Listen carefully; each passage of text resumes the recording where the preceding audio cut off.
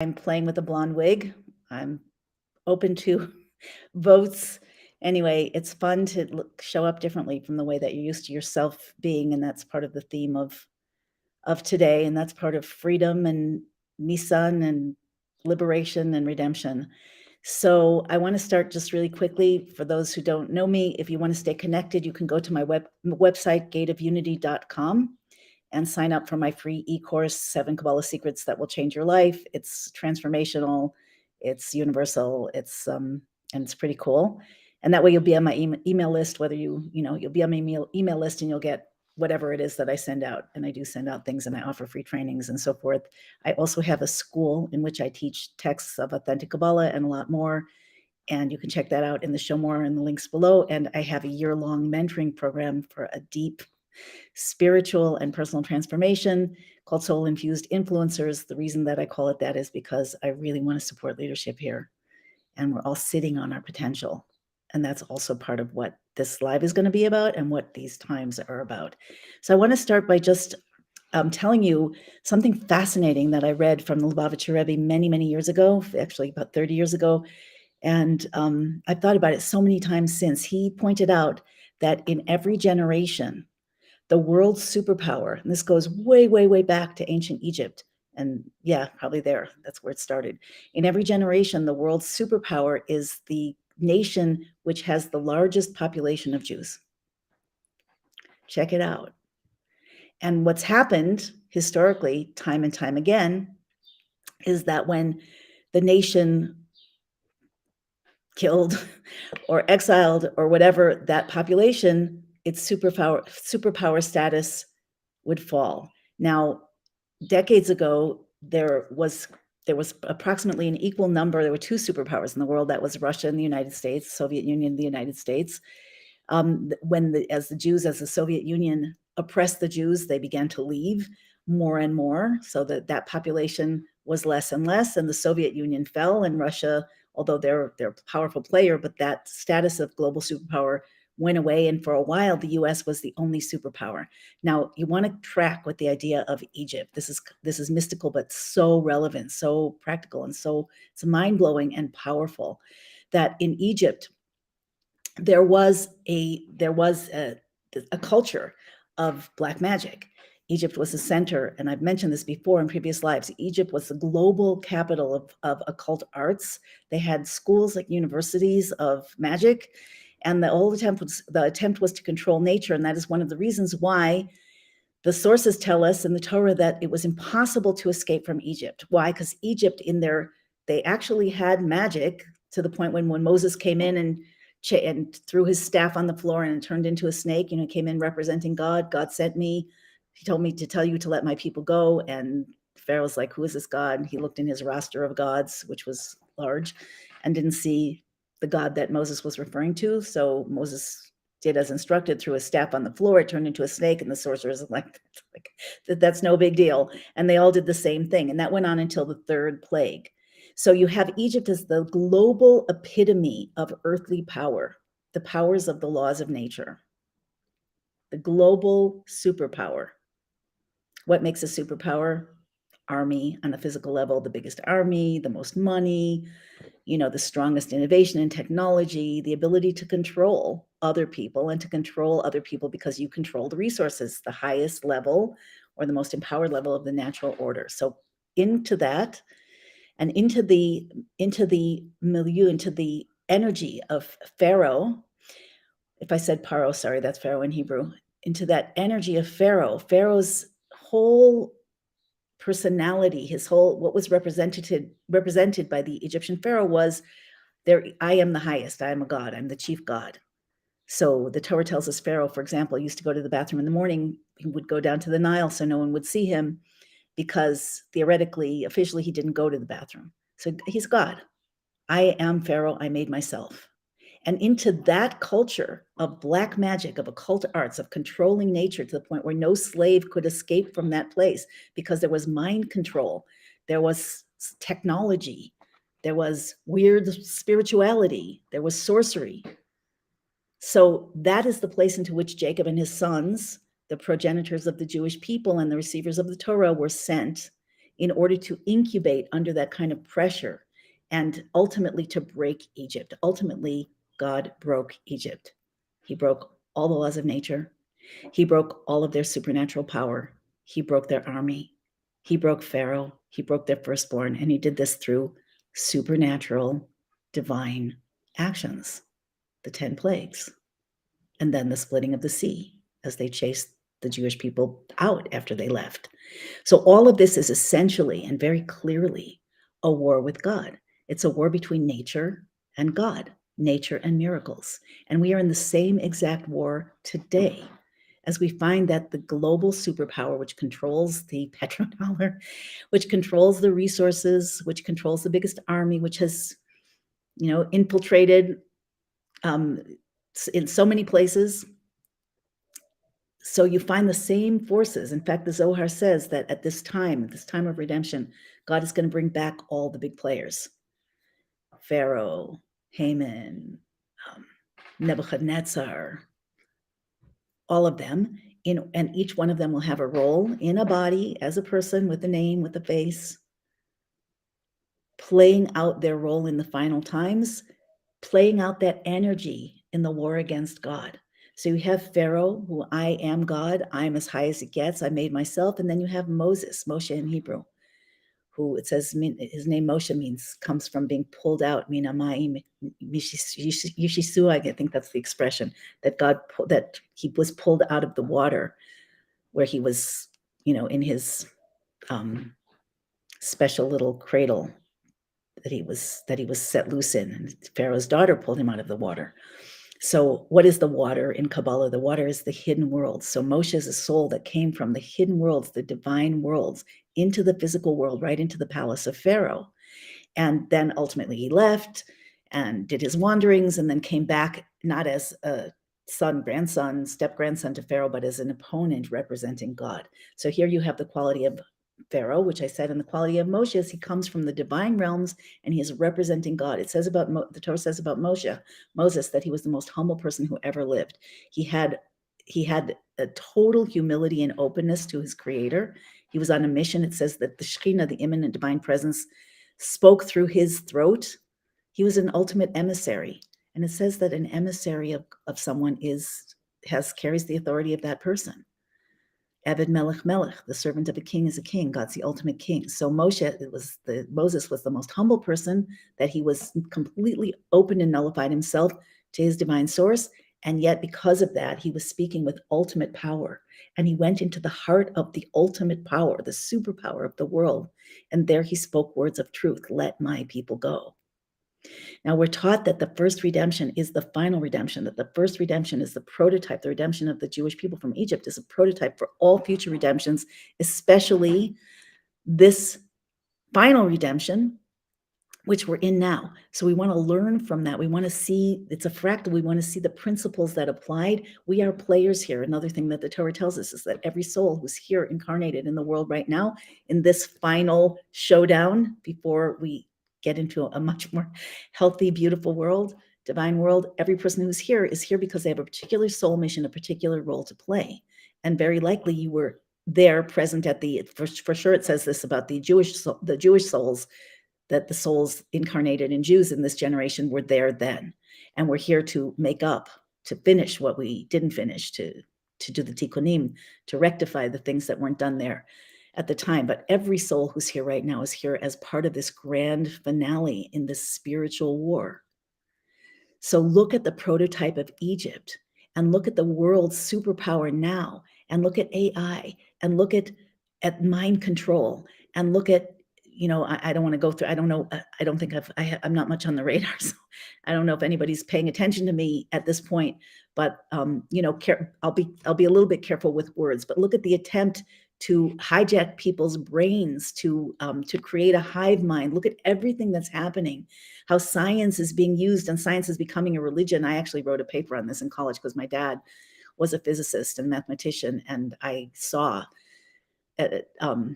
not just through him, I guess I was tuned into it, but I saw that science was a religion to people, that people believe something by faith, and once you believe something as a matter of faith, you don't question it anymore.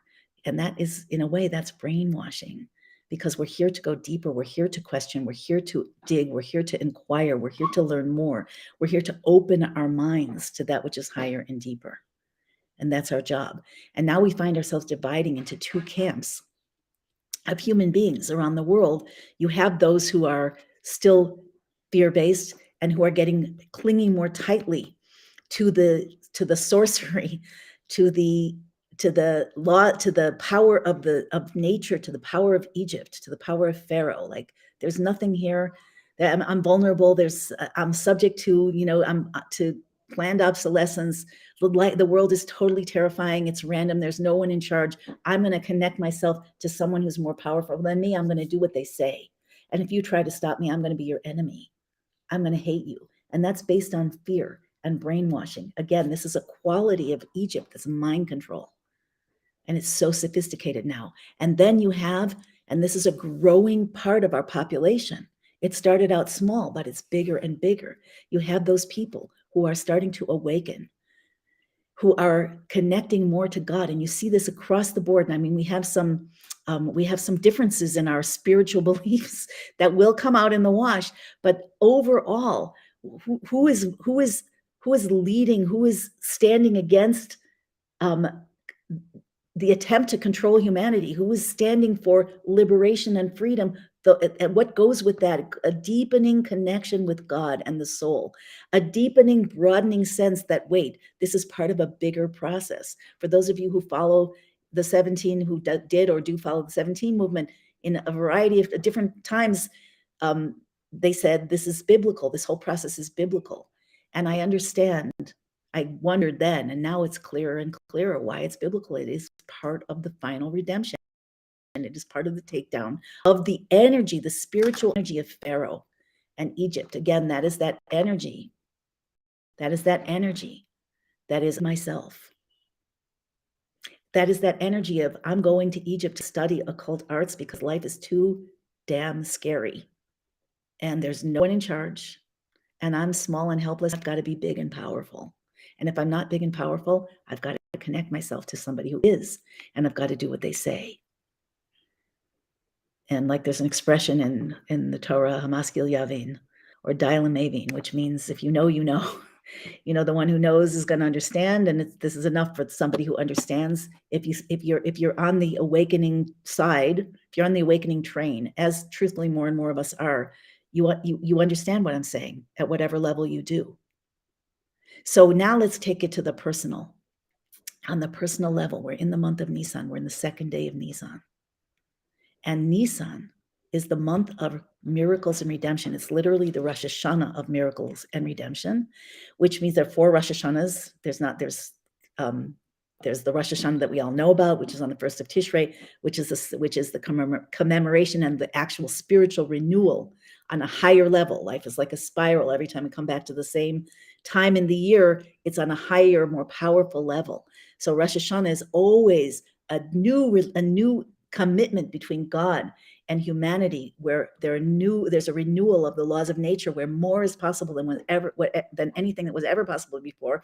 We see this now. We're not driving around in carts and using, heavy levers to lift heavy rocks. We have an explosion that is ever increasing in exponential way of technology and power. And this is the science part of it. So every year that gets renewed on Rosh Hashanah. But then you have the Rosh Hashanah on the opposite side of the year. That's the winter Rosh Hashanah or the fall Rosh Hashanah. Then you have the spring Rosh Hashanah, which is the Rosh Hashanah of Nissan. And the Torah literally looks at it in 2 different ways. So the physical Rosh Hashanah is in Tishrei. The spiritual Rosh Hashanah that corresponds exactly 6 months apart corresponds to the spiritual Rosh Hashanah, to the physical Rosh Hashanah, that is Nissan. So what is Nissan? If Rosh Hashanah is the renewal of the laws of nature on a higher level, where more is possible technologically and scientifically and intellectually and and all that. So what is the Rosh Hashanah of Nissan? That is the renewal, the spiraling up a higher level of what's possible in miracles and redemption. And if you look at the world created like on Rosh Hashanah, like Tishrei, corresponding to Tishrei, if you look at the world and the laws of nature, like the playing field that the game keeps getting more advanced. Like when you do computer games, that you go through levels. If you get through one level, you get a higher level. It's harder, but you can accomplish more. So that's how we play the game. So that's Rosh Hashanah of Tishrei. That's the laws of nature. The laws of nature keep getting more and more expanded. Like what was literally impossible naturally is now easy. Like we can all talk face to face no matter where we are in the world. That is not possible. Oh, oops, yes, it is. Because in the spiral up, the laws of nature keep getting bigger and bigger, more and more evolved and more powerful, which is what allows the forces of Egypt to enslave us in even more effective ways, even more inward ways than happened in the time of the Exodus. God broke Egypt. God is breaking Egypt now. But now we are players in the matter. Now, each one of us at the time of the Exodus from Egypt, the way that the Torah describes it is that God took an entire nation out of another nation from slavery to freedom. The final redemption, the ultimate redemption, which is actually the redemption process has been going on since then. It's one long redemption, punctuated by ins and outs of more and less freedom and so forth. But this final redemption is in some ways extremely similar to the first redemption, but it is, instead of being a nation being taken from a nation, it is every individual. It says about the final redemption that God will that God will take us out, pluck us out, each of us in our own path, that each of us now has a personal, at least the potential for it, a personal relationship with God. God is reaching out and inviting us to use his support to connect with him, to redeem ourselves, or to allow him to redeem us, to be co-creative players in this process, every single human being on the face of the earth, one by one. And that's what's happening. It's happening in our raising of consciousness. It's happening in our, when this is the first time, I like to say this because this is how I see it. The first time I ever saw that I was lied to in a big way, for me, it was realizing that the Federal Reserve wasn't federal. I mentioned this before. When I realized that, I'm like, for each one of us, there's a something. There's a something that will happen where we all of a sudden realize that, wait a minute, this can't be true. Wait, this is true. Wait, I've been lied to. Wait, is everything a lie? Where else have they lied to me? And that starts the awakening on the physical or political level, the world level. And we're all going through that in one stage or another. We're each in, they're different cars. It's all the same train. We're in different cars of the train. People are piling on to the back cars and making their way up toward the front cars. I'm sure many of you are in the front car already. I like to say about our soul tribe that we're the front car of the train. But we've got to get from being in the front car into the engine room, because we're co-creators. So anyway, the power of Nissan, and here's what I want to get into, what the Rebbe said. And I've actually been, I don't have it, I just put the book away, but I just recorded a class for my school on this discourse about Nissan, which, for those of you interested, the Rebbe said it in 1989 on the third of the day of Nissan, third day of the month of Nissan, which starts in tonight. So today is the second. The Hebrew calendar always starts, the day start at night. Like creation started at night. There was evening, there was morning the first day. Won't go into the reasons why. They're profound. So on the third day of Nisan, so that means that tonight we're even going to get a bigger influx of the power to step into this. The Rebbe talks about how Rosh Chodesh Nisan, the first day of Nisan, the Rosh Hashanah, that starts with Nisan, and says that every year when this day rolls around, which was yesterday, Rosh Chodesh Nisan, the head of the month, the entirety of the power of the month in seed form. So a new influx of divine power that never existed in the world ever before, for miracles and redemption, floods into the world. The power to be supernatural with God, to fight this battle and win it with God, with joy, with liberation. The redemption at the Exodus was all about miracles and wonders. When the Jewish people walked through the sea, Torah tells us the sea was actually split into 12 channels for the 12 tribes, that it says that the maidservant, what the maidservant saw and experienced in the walking through the sea on dry land, is more than the greatest, holiest, evolved, ascended master could see. More than, it actually says more than the prophets saw. because everything opened up. The splitting of the sea actually meant this included the splitting of all of the seas of concealment, so that everything that all those deeper dimensions were revealed. And it says that there were jewels in the sea and food and trees. I don't know. But anyway, it was a tremendous, tremendous event that elevated us and that imprinted us with a memory of the supernatural. So here, and then the Egyptians, who were the superpower of the ultimate of the nature, ran after they finally, after 10 plagues, after the firstborn were killed, except for Pharaoh, he was kept alive in order to be able to recount that. They do say that he became the king of Nineveh 400 years later and repented. I don't know. There are different interpretations of Torah, so I'm not sure. I haven't learned so much about it. But anyway, so they ran after the Jews. They regretted letting them go. Why? Because it's a spiritual war. And you see that the dark side is doubling down, tripling down now. We see that. How come? It doesn't make sense, right? It doesn't make sense how the NA and then the ZI, I guess you're not supposed to say that word now because it's still here, because it's active. So how they doubled down.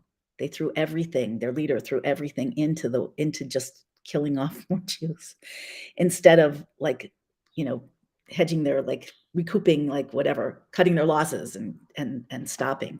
So there's this super rational, also supernatural. There's supernatural on the light side and supernatural on the dark side. So there's also this supernatural desire to win the war at all costs, the war against God. And that's why you see them doubling down and tripling down and doing things that just make the situation worse for them. Not that without any kind of rhyme or reason. That's because this is a super rational. We have the word super coming in all different kinds of places. Superpower, supernatural, super rational, but that's what it is. So it's a supernatural, super rational war. And in the month of Nissan, so here's what the Rebbe says. He says, again, every year when the month of Nissan rolls around, it says in the Torah, "Chodesh hazeh lechem." I don't have it in front of me. I wish I should have kept it in front of me so that I could quote exactly. This month should be lachem. Lachem means you should take it to you. It's for you. Meaning that whatever comes with this month must be internalized and integrated into us, part of our redemption. Every human being. The Rosh Chodesh of all of the months, meaning that the power of Nissan actually comes from the word nes, which means miracles. So Nissan, and it has two nuns in it, and two nuns, nun stands for miracle, and two nuns is miracles upon miracles, endless miracles. That's the power of the month of Nissan, miracles and redemption. So the Torah says this month of Nissan, which just began, should be for you. Take that power that's coming in that never existed before on this level, ever, ever, ever in the history of mankind, and make it yours. And it's not only a one-time thing. As you integrate it, you not only download it throughout the month, and the middle of the month, which is when the moon is full, when the power of the month is most revealed. That is the moment when Passover occurs, Pesach. And that is the literal, not just commemoration, and not just reenactment like we talk about it, but the energy repeats on 3,333 years of influx of new supernatural power, higher level. That's what's about to happen in less than 2 weeks. But it's begun, and then it should be Chad Shana, at the beginning of every month. We have a new energy through the 12 months of the year, and the energy of Nisan, of this Rosh Hashanah, HaChodesh hazeh lechem, and it says lechem to you twice in this verse, that we must internalize the energy that's coming in now, that came in yesterday as a giant influx and is now being distributed, and we're downloading it every day, every moment of this month. It will carry through every month and be the Rosh Chodesh, be the underlying core foundation of every month of the year. The months of the year, in one sense, represent the natural order, but in another sense, the moon, which is creation. It's the lunar calendar. But in another sense, the word for month is Chodesh, which comes from the word Chiddush, which is connected to the word miracles. So bottom line, this war is to reveal God. It's to reveal God through revealing the supernatural within the natural in partnership with God. I call it co-creation. And the Rebbe says, he talks about it. First he says that, and then he says that after all of these thousands of years, so we have the playing field, the stage, which is the natural laws of the universe, and Egypt, or the superpower, now the US still, although it's, I'll tell you something about that in a second. We have this battle that's taking place in such real and personal ways. And we are meant to internalize the power of Nissan. And the Rebbe says to act miraculous, to activate our power of being supernatural. And he repeats again and again and again, by our nature. So he talks about the word for nature in Hebrew is teva. The word for miracles is nes. It says we will be redeemed with nisim and niflaot, miracles and wonders. Wonder is a more powerful miracle that changes the nature of nature. It's not just temporary, it permanently changes things. But the Rebbe explains that what is a miracle? It's something that stands up above nature. You can see God revealed. It breaks nature. Then you have teva, nature, which is the same God. Everything is God creating in real time. The world wasn't created, by the way. The Torah explains, mystical Torah explains, that the world wasn't created once and now it just runs on its own, that it's being continuously created. I think if you follow Cliff, I have quite mixed feelings about it. But anyway, if you follow him, he talks about, I heard him once say that they're like every 20 trillionth of a second or something, reality is blipping in and out of existence, which I thought was interesting because it is like that. The Torah explains that it's like that. I don't know how he derived it, but the world is constantly being created and uncreated like waves on the ocean, faster, way faster than thought could possibly process or than the eye could see. So everything is God, but nature, the cycles of creation, the cosmos, the seasons, life and death, the orbits of all the heavenly bodies, all of that shows us that it's a template in which this continuous creation hides so that it looks like the world's running on its own. Again, Moses, Pharaoh, or you could say Israel, the souls of Israel and Egypt, the divine and the scientific, the natural. So what are we supposed to do? How are we players? We are players. We are not just to enjoy the show, not according to the blueprint, not according to the Torah. Each one of us is incarnated in this time in order to be a player in your own particular way. That's really what my year-long coaching program is about, to show exactly how, and how you can activate it and work with it through real time in your transformational process. Doesn't matter though. The fact is that each one of us is designed to be a player. And what is it that we're meant to do right now as a player? We are meant to become supernatural through God, not through tricks. Because it looks like, AI looks pretty supernatural, right? A lot of the things that we see that are functioning on behalf of the dark side look like miraculous, but they're actually a highly evolved nature, like Egypt. Egypt was the height of nature, including sorcery. Sorcery is nature. Okay, it's a spiritual type of nature. Spirituality is not the same as godliness. Spirituality is just something that is not physical. It's a subtle force. We're talking about godliness. So it's really Mila Hashem Elai. Are you for God or are you for Pharaoh? Are you for redemption or are you for, oppression? So we want to be very wise. We have to be very wise. Like I quoted the prophet Daniel before, saying he talks about these times and says that Yisparo Bislav Nikola Devarim, everything's going to sift. Truth and falsehood are going to sift apart. We'll be able to distinguish them. Good and evil will be able to distinguish them. And he says that the foolish will not understand. They won't understand what's happening. The wise will understand. So we need to be wise. I see, it looks like I'm getting a vote for the blonde. Am I getting a vote for the blonde? Just to get into the natural a little bit. I see 2 votes for the blonde. Who votes against the blonde? I'm scrolling down. We have to get out now before AI. We want to get out right now. And this is the idea of Nissan. So I've already spent, like, in my school, I've recorded 4 or 5 classes already. So to go through the whole discourse, it's not going to happen in 5 minutes. But the bottom line is that when we connect to the deeper reality, which is God, which is the ultimate matrix, it's not beyond the matrix, it's the divine matrix. It's the matrix in which everything, it's the matrix of creation. Creation is not just the physical world. Creation is all levels of spirituality in the multiverse and the physical. So that's the divine matrix, God's plan, the orchestration of events through time, and then ultimately into beyond time. the orchestration of human evolution on both sides of this war, the increasing of science and technology, which is not intrinsically evil, it's neutral.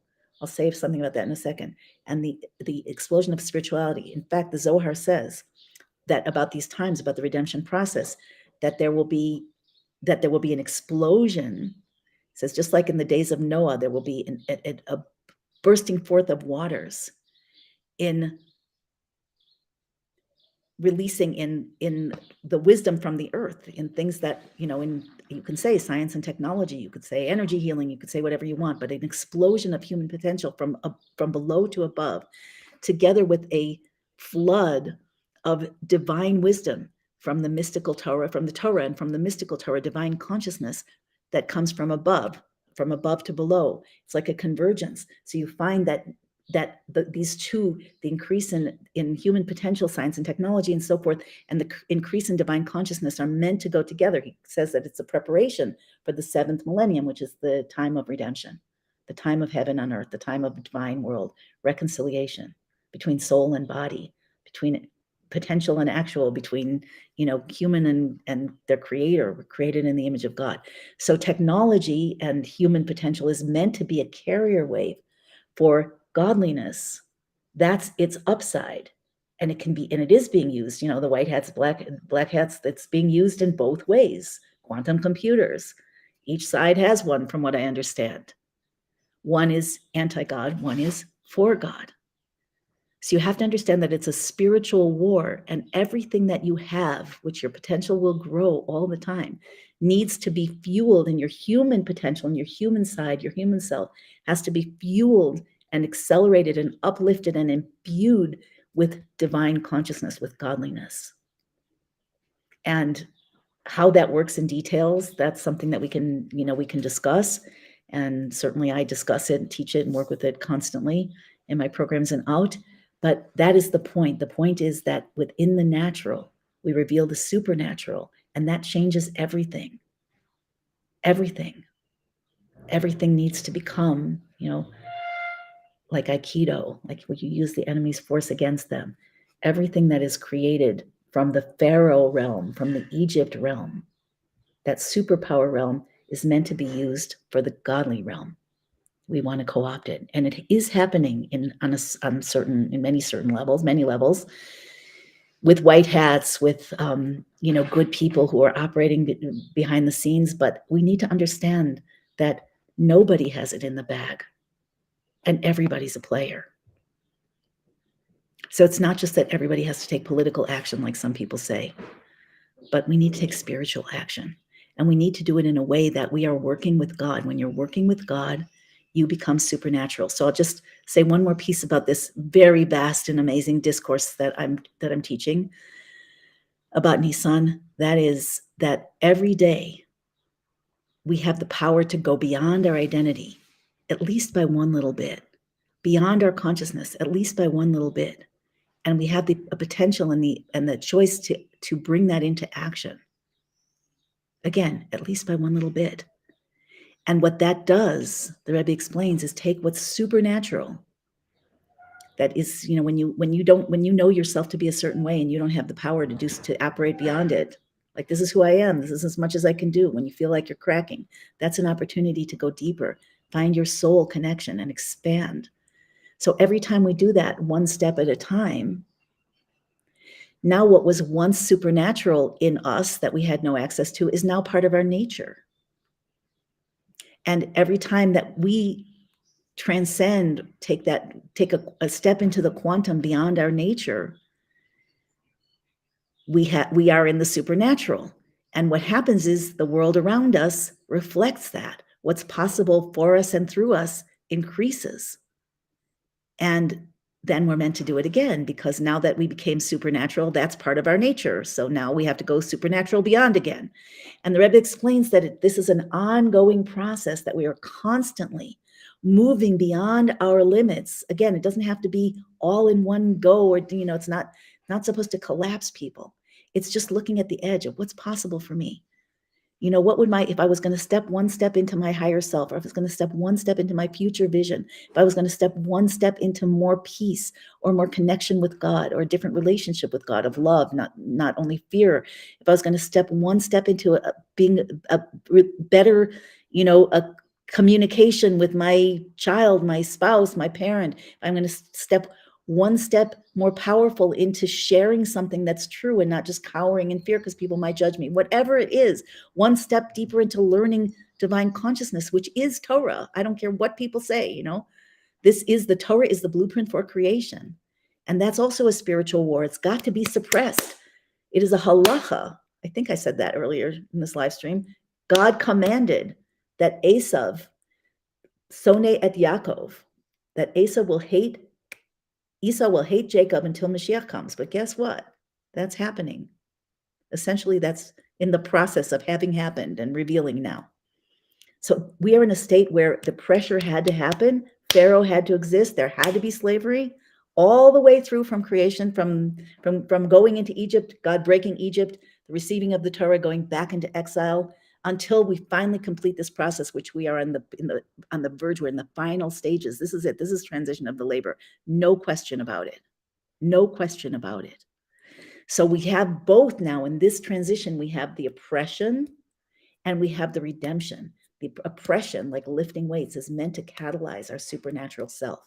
And then more and more, the oppression can be people who lie about us, and people who try to control us. It can be circumstances, whatever it is. Every challenge is designed by God to help reveal the supernatural power of the soul. That is the power of Nissan. And it's not a one-time thing. It's a continuous expansion, level after level, exponentially. And that is why, parenthetically, yesterday I talked with Ani and Rivka, who are experimenting with past lives, and suddenly, as they're starting to wonder, is this a past life? They start to see visual memories that they didn't have before. Today I experimented with that and had some effect as well. So things happen when you're looking and when you're seeking and when you're engaging. Portals will open up, and it doesn't take that long. Sometimes you need a little training. Sometimes you need support. We all need support. But we're moving from natural to supernatural, and we're doing it not with Pharaoh, but with God. And that's the key, because everything is trending towards supernatural from the bottom up and from the top down. But which side are you going to be on? How are you going to use your supernatural? Unfortunately, or maybe nothing's, just part of the picture, but the people who are the most God conscious, the people who are the most, you'd say, good and caring, are usually people who are used to just, at least with the Jewish people, we've gotten so wed.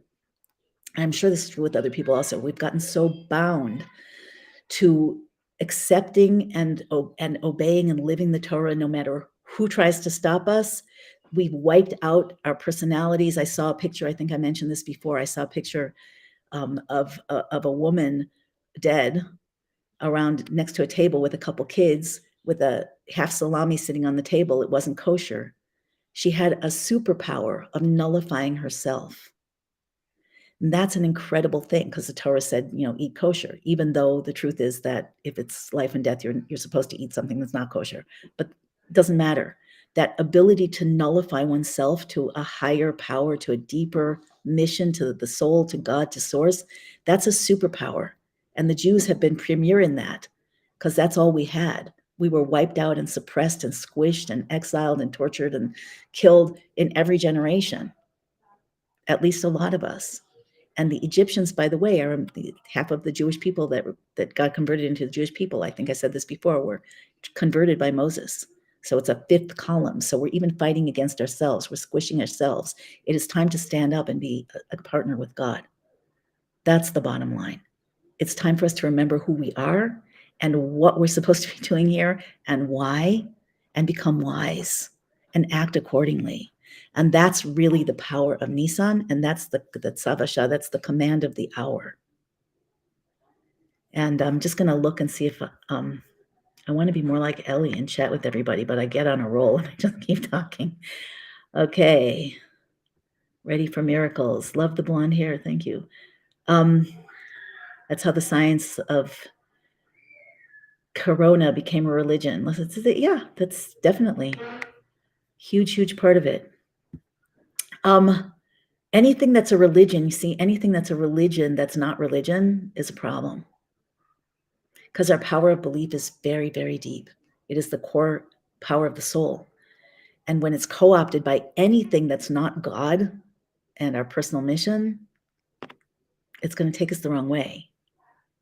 So we have to loosen up, Hesach Hadas, we have to loosen up our belief. We have to loosen the ties of the things that are outside of us that we believe in and connect to God, the Torah, and our inner being, and our mission and purpose, and our soul tribe.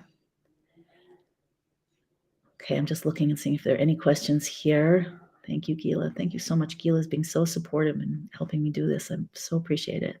And by the way, Gila and Ani are going to be on Tuesday. That's the plan. So stay tuned for another really exciting conversation.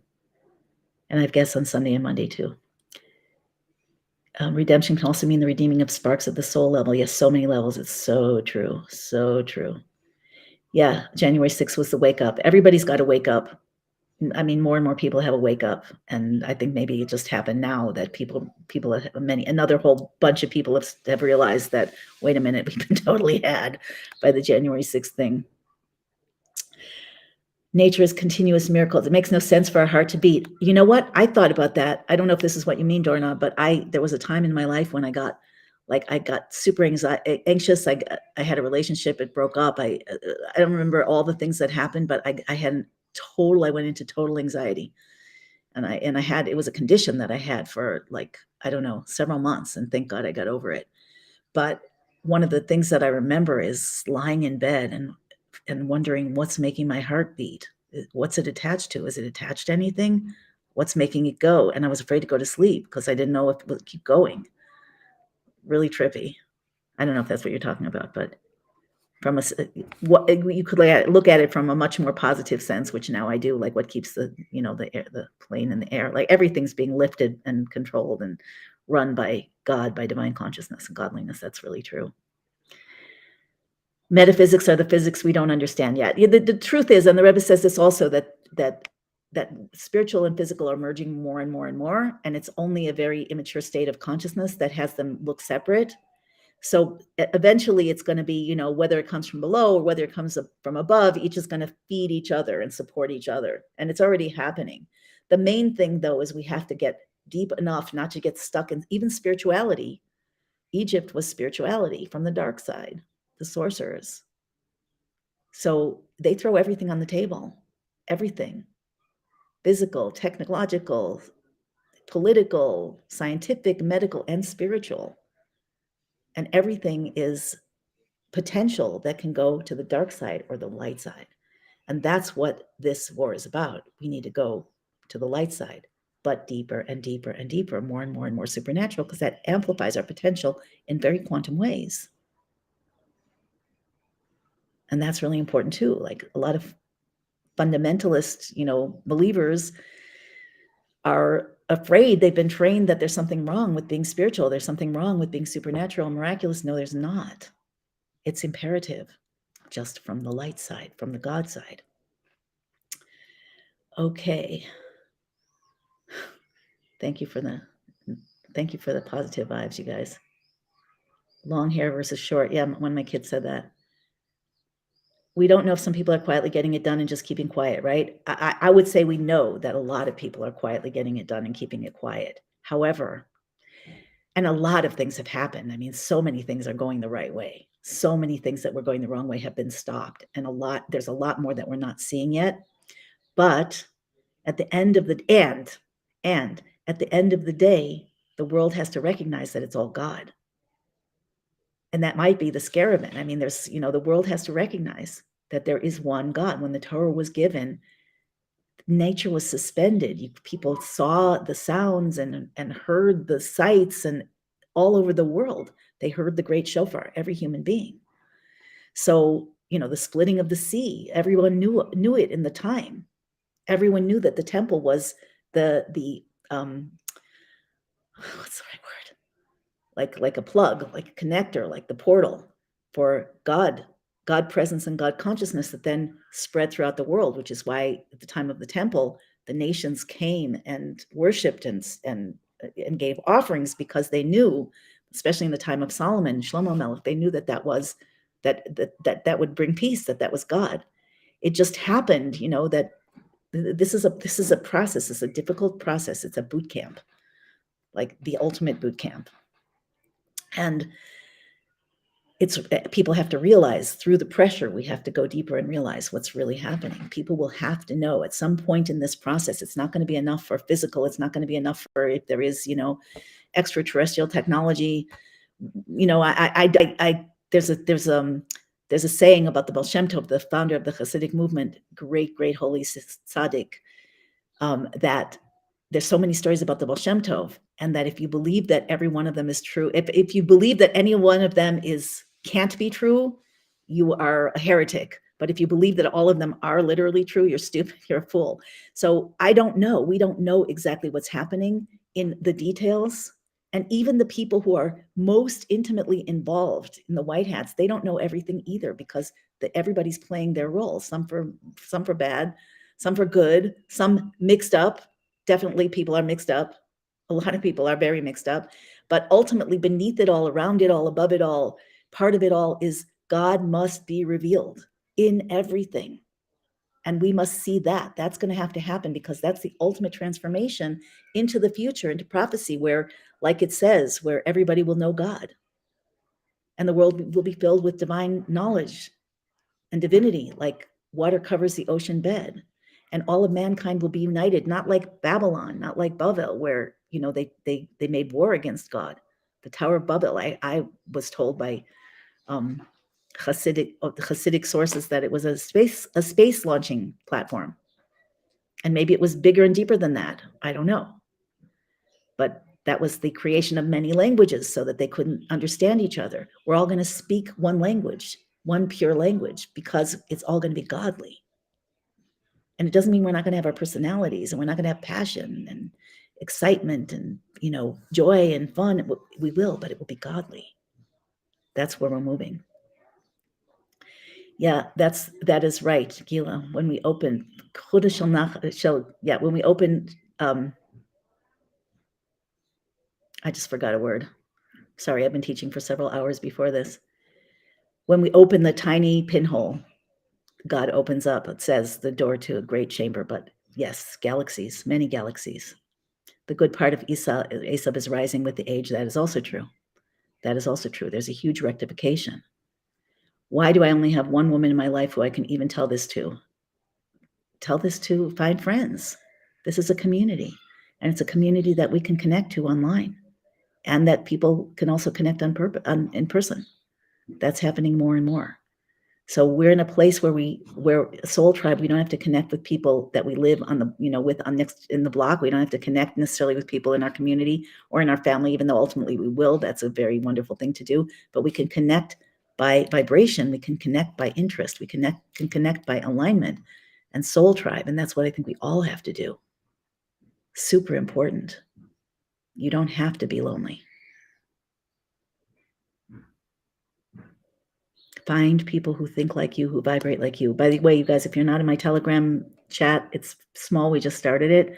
But that's a community that I hope will grow, and that you can connect with a lot of people there. Okay, I checked everything everybody said. Thank you very much. I don't even know what time it is. It's getting late. It's going to be Shabbat here pretty soon. Anyway, thank you for being with me. Please, again, share, like, if you want to hear more from me, then please go to my YouTube channel if you're not on it, and subscribe and hit notifications and join the Telegram.